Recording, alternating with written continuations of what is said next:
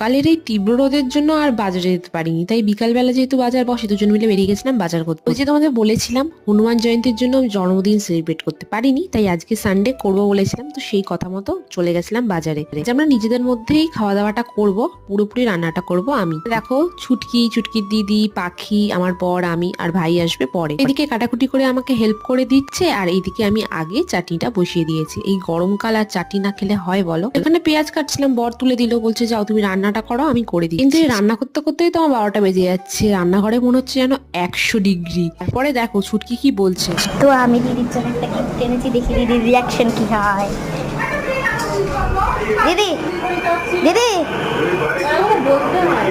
এদেরকে বলেইছিলাম আমার জন্য কোনো গিফট আনতে না, তাও দেখো এনেছে। কেমন মাথাটা গরম হয়। আমি রান্না বান্না অর্ধেকটা করে রেখেছি, এদিকে আমার বর এদেরকে নিয়ে গেছিল কেক আনতে। কেক টেক এনে কি অবস্থা। যাই হোক, নেক্সট পার্টটাই তোমাদের দেখাবো আমরা কিভাবে কি করলাম। চলো।